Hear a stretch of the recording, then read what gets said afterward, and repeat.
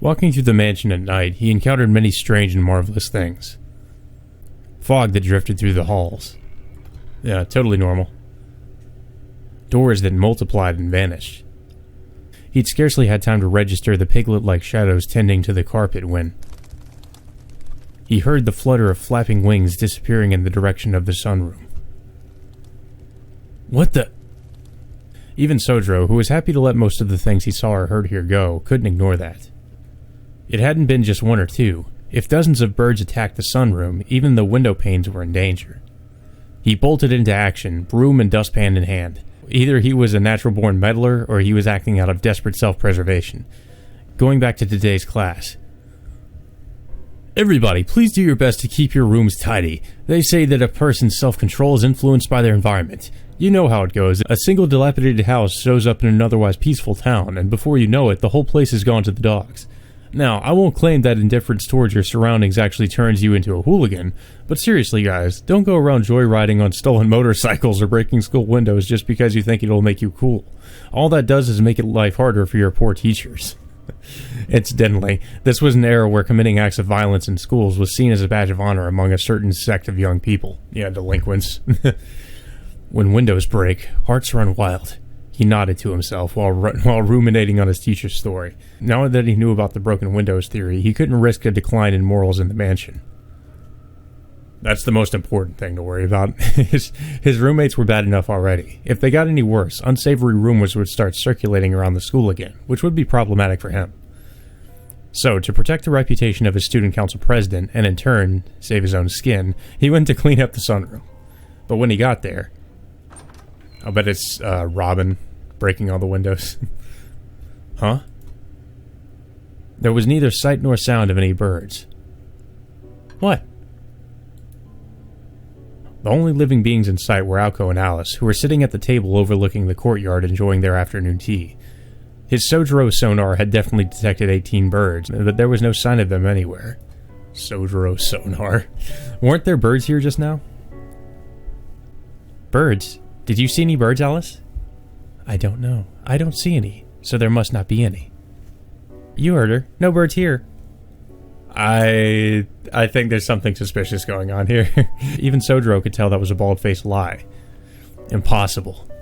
The flapping wings just now hadn't been a hallucination. He must have had his own ideas about the behavior of wild animals, because he quickly moved to the window, looking more and more distressed. There wasn't so much as a trace of birds visible through the glass, not even a stray feather. Hey, how about Torinabe for dinner? Somehow, that's where watching Sojiro's hunt for birds had taken her. Unfortunately, I'm working at the fish market today. I can bring you back some sardines, though, if you want. Sardines? Sardines, huh? I hate sardine pies. That sounds nasty. Actually, I've never had one. How can you hate them if you haven't had any? Aoko's gags were too far ahead of their time.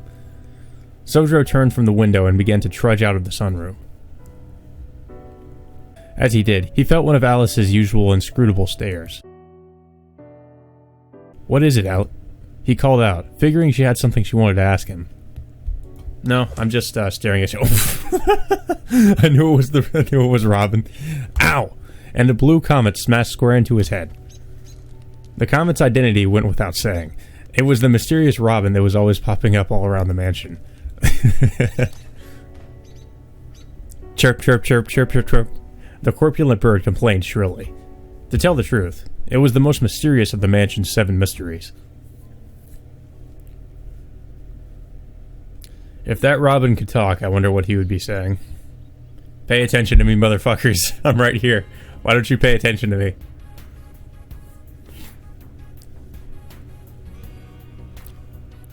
I think I've said this before, but this game has, like, probably one of my favorite soundtracks I've heard in a visual novel. It's so good. Like, next to Fate Stay Night. He passed many people on the way to work. As someone who still wasn't used to the city, seeing the river of people near the station was the highlight of his day. Everybody wore different clothes and walked different ways. With so many people, he thought at least a few of them should look the same, but not a single one was like another. He found himself marveling at the hustle and bustle of this diverse place, like an awestruck child. No. He closed his eyes and reflected with a sigh. If he let himself get taken in by something like this, that meant he still had a long way to go before he could call himself anything more than a country bumpkin. Hey, you'll get in the way, loitering around at a green light like that. What's with the mopey face? It's not like you. A sharp, familiar voice snapped him out of his sentimentality. Oh, you're on your way to Mad Bear. Huh. I'm working at a convenience store today at 5. What about you? I don't start until 5 either. Did you have anywhere to go before then? I'm actually coming back from the bookstore now. I ran out of things I wanted to read, so I was just wandering around. I see. I'm having trouble figuring out how to pass the time too. The person talking to him now was his work acquaintance and classmate, Kamari Kojika. Though rather than talking, it would be more appropriate to call it picking a fight. She was Sojo's very first senpai. They'd met at his first part-time job. Back then, he kept making mistakes on the cash register, and she had chewed him out and told him to quit, because working at a convenience store clearly wasn't for him. But in the end, for whatever reason, she'd said, "This place would suit you better," and introduced him to Mad Bear. Seriously, what's with the strained face? You seem down, and it's pissing me off more than usual. The way you always stand up straight no matter what is just about your only good point, but now you're slouching. Is something wrong? A nasty coworker at Mad Bear, maybe? If that's what it is, I'll hear you out, so why don't you talk about it? Her attitude might have been harsh, but her eyes were earnest. As somebody who grew up in the city, it seemed every little thing about the human called Shizuki Sojiro got on her nerves. Nevertheless, she treated him as an acquaintance on equal footing with herself. It was that sincerity of hers which had driven her to recommend him to Mad Bear in the first place. No, there's nothing bothering me really. I guess you could say something strange happened, or that I saw something weird. Well, if there is something bothering him, it's probably just the fact that he's living with two very strange people. He got down to business while wondering how best to explain it. There were no problems at Mad Bear. It was a good place to work, just like the seafood restaurant Uotatsu in the shopping district. But unrelated to any of that, recently he'd been getting pecked at by a blue bird. Pecked by a bird? What the heck? That's nothing. Though I can't deny the fact that it's blue is unusual. Well, no, the weird part isn't how it looks. He trailed off, unable to find the words for what he wanted to say. How could human language express that bird's corpulence, or the way it chirped? When you say beautiful blue, my first thought would be a mountain bluebird, but those don't live in Japan. Though there are blue swallows. No, it's too round to be a swallow. I looked it up in a field guide, and the closest thing I could find was a Japanese robin, but... Right, those aren't blue. Say, do you know about the colored chicks they give away at temple festivals? No, of course you wouldn't. Never mind then, it's a boring story, so forget I said anything. More importantly, this Japanese robin of yours, is there just one? Oh, yeah, it doesn't have a mate. If it's a mutation, that's a little sad. Being the last of its kind from the moment it was born, I can't imagine anything more lonely. I don't know what kind of bird it is, but why don't you be nice next time you see it? You might be blessed with good luck, like finding a 10-yen coin in a vending machine. Her words were overflowing with kindness, but as the person getting pecked at, Sojiro found it hard to sympathize. And to begin with, whatever else that bird was, lonely wasn't one of them. Anyway, it's one little songbird. That's good, right? Sure, bird attacks are unusual in the city, but it could be worse. Just imagine if it had been a whole murder of those crows you see rummaging through garbage bags. Now that'd be trouble. Oh, that reminds me. There was something else bothering me. When Kamari brought up flocks of birds, he remembered the case of the disappearing birds at the Koonji mansion. As far as mysteries went, that one took the cake. See that hill over there? That's actually where I'm living right now. It's crawling with starlings, but when I come to town, I never see them. Well, duh. You hardly ever see birds in the city, and you're talking about a mountain. Of course there are a lot of animals there, right? More importantly, you actually moved all the way out there? I'd heard you'd left your apartment, but isn't it a pain getting to school? What on earth possessed you to go to live somewhere so remote?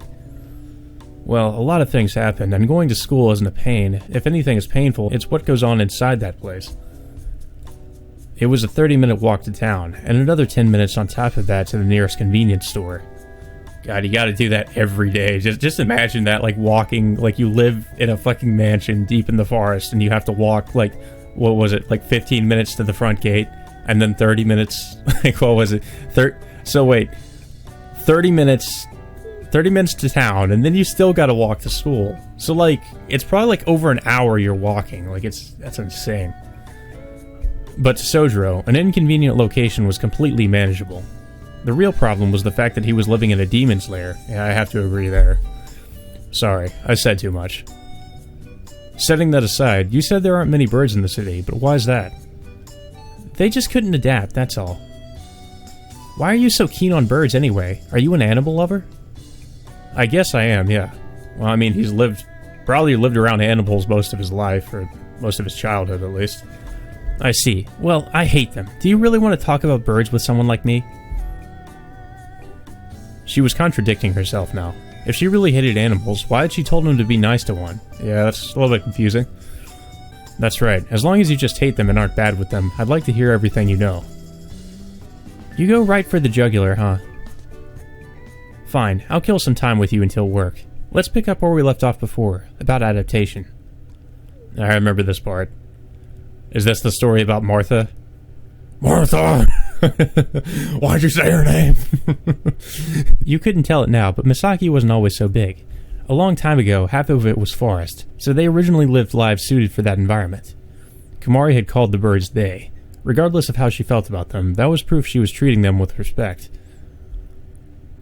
But natural cycles break down in modern cities. The first thing humans do is remodel the environment to their convenience, after all. When streams are diverted to reduce the mosquito population and everything is covered in concrete, that puts the birds in a hard spot. As the insects and forests dwindle, they're left with no choice but to flee. They were driven from their homes and relocated from the forest and the mountain. A city convenient for humans is no place for a colony of birds. And that was enough to reduce their numbers? So much that you've never seen them? Well, I wouldn't go that far. I mean, even you saw some starlings, didn't you?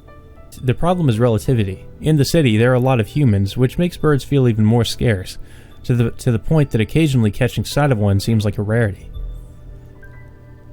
Ah, that makes sense. So then, they just left the city and moved to the mountain. They might not stand out, but they were surviving even now. Even if their form and way of life changed with the times, they would never completely disappear. Sojiro was visibly relieved, but one look from Komari set him straight. That's assuming there are no enemies there. It could be overhunting by humans, or the shock of entering a new ecosystem. But either way, now that they've lost their place in the world, I doubt they'll last long. I'd give them a century at best. And then there's what happened to the passenger pigeons. When it comes to animals, we only notice something is wrong when it's already too late to fix it. Well, she's got a point there. That actually applies to a lot of things, to be honest. Passenger pigeons. Passenger pigeons. Big, beautiful birds, approximately 40 centimeters long from beak to tail.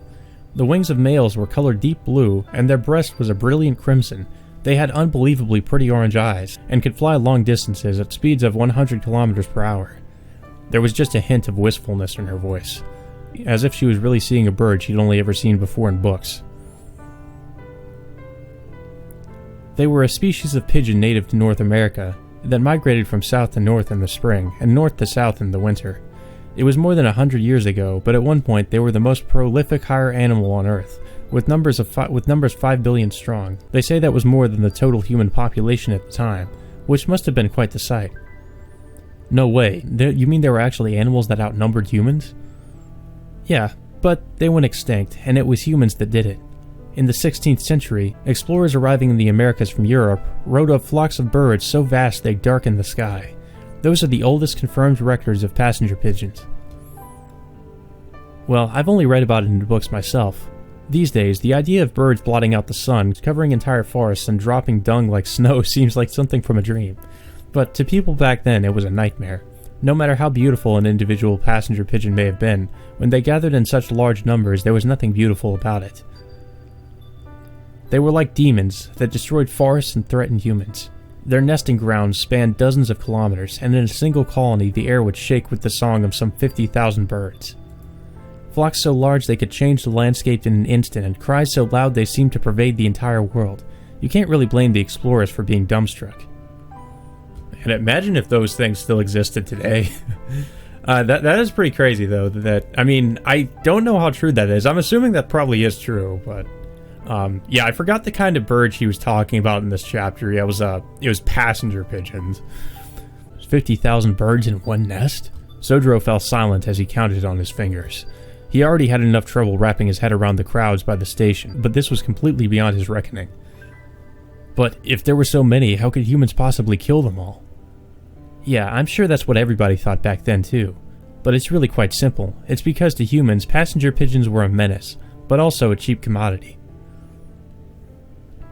The breast meat of migratory birds is delicious, since it's so well developed.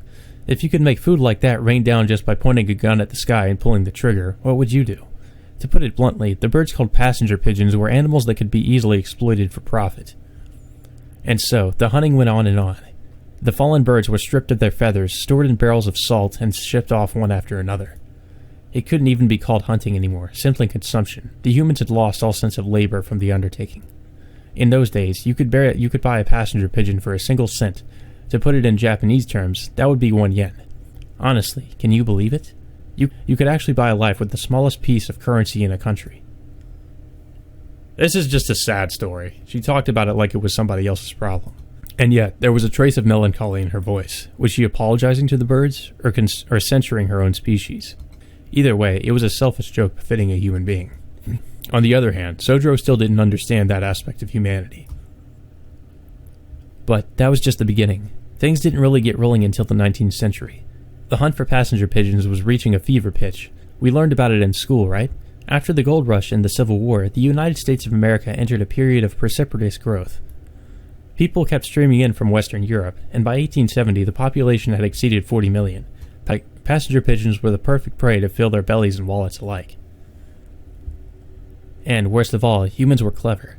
They competed with each other to find ways to hunt the passenger pigeons faster, in greater numbers and more easily. There were even those who would capture in excess of 10,000 a day by blinding one, then using it as bait to attract an entire flock. But despite that, they never once thought they might be going too far, even though it was plain as day that their rates of breeding and hunting were completely out of balance. Kamari spoke in calm, even tones, as if she was trying her best to keep her cool. Meanwhile, Sojiro was simply enraptured. For somebody like him, who had grown up in the mountains, it wasn't a pleasant story by any means. But for now, it seemed he was more focused on the question of why things had gotten that way. Aren't the passenger pigeons at fault too, though? If they were losing numbers like that, they should have stopped approaching humans. That was their misfortune. Their fertility rates were extremely low, and they had no means of self-defense. Living together in large groups was the only way they could protect themselves. The sole reason they were able to build a kingdom of 5 billion was probably because until then they had no predators. They were hunted by the Native Americans, but never in excess. But the settlers were removed from the natural cycle. And above all, they never imagined that such an immense number of birds could go extinct, not even in their wildest dreams. For the passenger pigeons, it was a bolt out of the blue. How could they have known that their natural enemies would arrive centuries late, from across the sea? And in 1896, the humans were finally confronted with a reality that snapped them out of their frenzy. Just 250,000. That was the confirmed total passenger pigeon population. By that point, there was nothing anybody could do. Laws were hastily passed to protect them, but human habits don't change so easily. Or maybe the hunters thought that as long as there were still 250,000 left, nobody would care if they took 1,000 or 2,000 for themselves. So they utilized the latest technology of the time, the telegram, to communicate the passenger pigeon's whereabouts, killing 200,000 and wounding 40,000 more. Only 5,000 birds survived. They had officially become a species that couldn't live in the wild. Sojiro frowned. A species that couldn't live in the wild. He understood the meaning of those words even without being told. Wild animals were incapable of surviving on their own. If they couldn't maintain a certain population and feeding grounds to sustain that population, they couldn't continue to exist. If the passenger pigeons depended on their large flocks to survive, then they had already entered a dead-end route as soon as they lost them. So, then what happened? In the end, just 3 specimens were preserved. 2 males and 1 female, raised in captivity at the Cincinnati Zoo. However, both the males died in the same year. The female was the only one left. At that moment, she became the loneliest being on the planet. Her name was Martha, a caged bird, the last of a proud race that had once flown the length of an entire continent, yet who had never once tasted the freedom of the skies herself. And after 29 years, her life came to an end. September 1st, 1914, at 1 o'clock in the afternoon. It's the only precise time of death of an entire species on record. I'm assuming most of this is true, if not all of it's true, And that's pretty fucking sad. Like, just that whole story is pretty sad. I remember how sad that was. I was like, Jesus, that's depressing. The story of 5 billion deaths was over. The fate of the bird swallowed by civilization. From the looks of things, Kamari's elegy to the lost had more or less fallen on deaf ears. I'm surprised. I was trying to be as poetic as possible, but I guess my listener was deficient. I'd figured you'd be outraged, given how you were raised in the mountains and all. Oh, no, it was an amazing story. It's just, I don't understand why they protected them, in the end, when they were the ones who cut them down. She raised her eyebrows at that. Probably she thought he wanted to ask this. Why did they try to protect the last one after slaughtering the rest out of greed? Her misunderstanding was only natural. Someone like her, who was raised in the city, couldn't hope to understand the danger in his question. He felt no anger at the selfish actions of the humans, nor sympathy for the birds that hadn't left their homes. He'd lived this long without developing the self-righteousness to support either. As usual, I don't get you. Anyway, all I wanted to say is that no matter how strong or beautiful it may seem, a living being forced out of its home isn't long for this world. Shizuki, that bird you saw may very well be the last of its kind. The useless conversation was over. It was almost time for work, so Sojiro had ducked out early. I wonder why I got so worked up. It isn't like me. After saying goodbye, Kamari lingered behind in the park. Martha, the last passenger pigeon. Those phrases hadn't been directed at the blue bird, but rather, get a hold of yourself, girl. Thinking something is special just because it's rare is stupid. She scratched her head and grumbled as if it was any of her business. From her point of view, Sojiro was a total stranger. He wasn't even in her class. If her story about the passenger pigeons had been passionate, it was only because she had a bad habit of enthusiastically researching things she hated. She furrowed her well-manicured brow. She'd kept him company because he was working at Mad Bear, and she didn't want him worrying about anything weird. But was it possible he had some sort of strange magnetism? It felt like the more they talked, the more she was drawn in. At first glance, he looks unreliable, but when you actually talk to him, it turns out he's working way too hard. She complained to herself, and recalled the words they'd exchanged when they parted ways. So, have you gotten used to the city a little? In response to her question, he weakly shook his head. Not at all. There's too much to remember. Every day was filled with new encounters, and it was taking everything he had just to keep up. He might have seemed frail, but he was trying as hard as he could to learn everything about the city. But wasn't it too much of an exaggeration to say that every day brought something new? He was only making an effort to hold on to every single thing he encountered because he was too earnest. I wonder. I'm not sure earnest is the right word. It might just be because I still don't know if that's a good thing or a bad thing. He replied awkwardly. I see, but maybe from the start. She decided to cut herself off there and waved goodbye until next time. Thinking about it made her sigh even more. Her job at the convenience store started in about 5 minutes. She clapped herself on the cheeks and banished the memories of the conversation she just had. She didn't have the leeway to worry about others, nor any obligation to give them her consideration. Her primary goal was making enough money to continue her education in a university. She had her hands full fighting against her family's opposition day in and day out, so a classmate's problems were secondary. But maybe from the start, huh? She smiled bitterly. Why had she said something so ambiguous and insubstantial? Honestly, I should have come right out and said it. That he simply never had any intention of concerning himself with right and wrong, and that she hated him for it. With a sigh that was almost a swear, she left the park.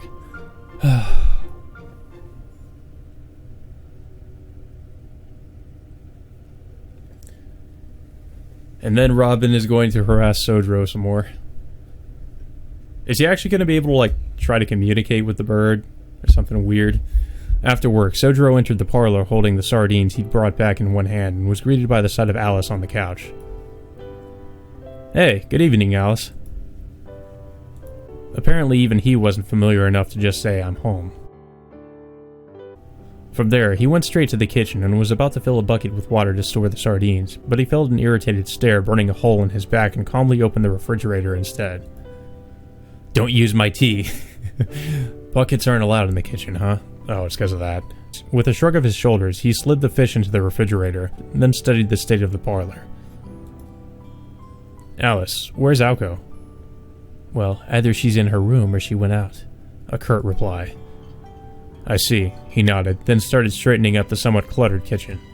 Probably, he didn't have much else to say and felt no need to force himself to talk.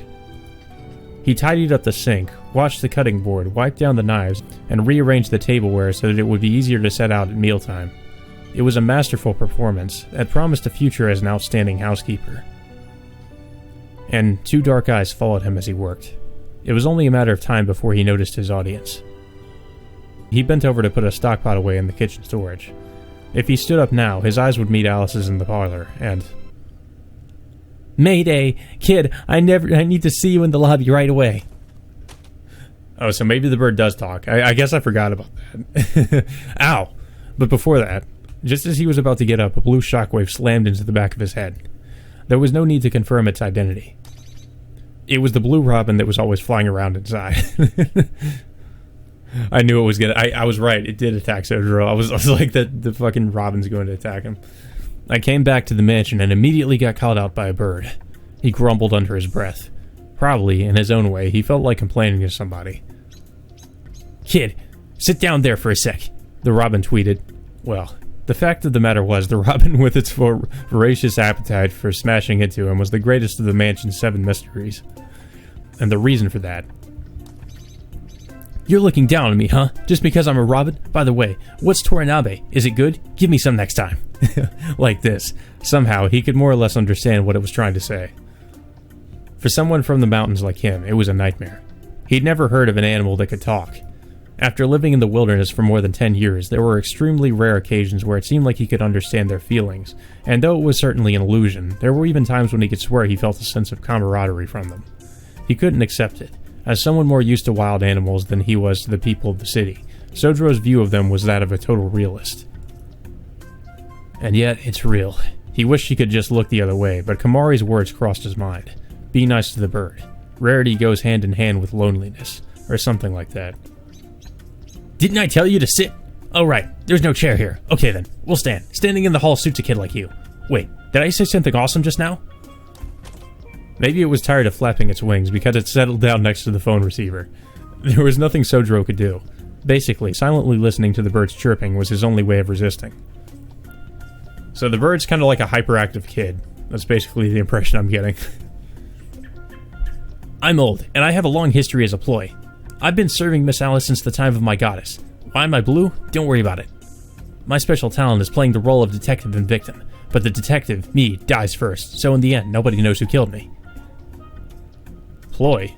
Wait, that sounds familiar. What's a ploy again? I'm not sure how to answer that. It's like the sexiest or most dangerous or something, right? The hell kind of response is that? The Koonji Mansion's weakest duo talked to each other. And they got along perfectly. And thus, it seemed a bird and human were able to come to an understanding. Maybe he was tired of worrying about every little thing, or maybe he'd realized that ignoring something was physically draining too. As soon as he resigned himself and started participating in the discussion, the two of them truly opened up to each other. Though for Sojiro, it was an unusual conversation partner. While for the robin, it was as a rival that needed to be eliminated. "Anyway, don't sweat the small stuff. Let's talk about my angel, Miss Alice, instead." What? Alice is an angel? Incidentally, the fact that he didn't immediately follow up by asking what an angel was proof that his studies were having an impact. "It's a metaphor. It means she's like an angel to me. The way she completely ignores the hustle and bustle of this world, and everything I say is positively angelic. Miss Alice is inviolable and inhuman. Her disposition is a little different than her mother's. Frankly, I think her mother, my goddess, made some mistakes bringing her up." I see, so even Alice has a mother, though it looks like she doesn't live here. "Yes, sadly she passed away. At that time, all the birds in England cried, and she was a beauty on par with Miss Alice. I can show you an album later if you want. It'll only cost you 6 pence. No, doing that without her permission is a little... He shook his head as if to say there was no way he could accept the bird's offer. If he hesitated a little, it was only because his interest in Alice had grown compared to before. No matter how harmless he looked, he was still a healthy young man after all. "Yes, that's right. You say some pretty nice stuff for a Roop. Talking about people's pasts behind their back is no good. By the way, can I tell you a story from Miss Alice's childhood? I want to show off the parts of her you don't know, so I can feel smug about it." So, you basically just contradicted yourself. You're just like, oh, let me talk about her past now. What? No, I just told you. "Don't worry, I won't tell Miss Alice. First, yeah, I'll have you listen to the memory of when we first met. Despite her looks, she only had one friend, so only ever talked to me. You know the game where you ping-pong a ball into a wall over and over? It's like that. I have 14 years worth of memories of Miss Alice. We'll start with year 1. Oh no, stop. Hey, wait a minute. Year 1. Nobody can stop me now. This bird was bad news. There was a limit to being bird-brained. On top of that, he had a feeling that if he kept listening, he'd hear something that couldn't be unheard. You're probably right. Sorry, but I've got to go now. He raised his hand to say goodbye, then tried to escape to the third-floor attic. Wait a minute! Why are you running away right at the good part? Who do you think you are? Scarlett O'Hara? Are you trying to shake things up? That's the part I just don't get. Why is a newcomer who just got here getting all of Miss Alice's attention? I won't forgive you, but I need you to teach me your secret. Badly. You don't want to see me when I'm angry. What? Sojiro, who was already halfway up the stairs, briskly came back down. What do you mean? Like I said, Miss Alice looks at you every chance she gets. Now I remember. Originally, I came to warn you not to get cocky just because she's got her eye on you. I've already had to save you more times than I can count. If it weren't for Miss Alice's orders, you'd be rotting in a mirror right now. What's up with that? I don't understand human emotions, but could this be what they call love? Oh no. That's even more concerning. You say you've been helping me?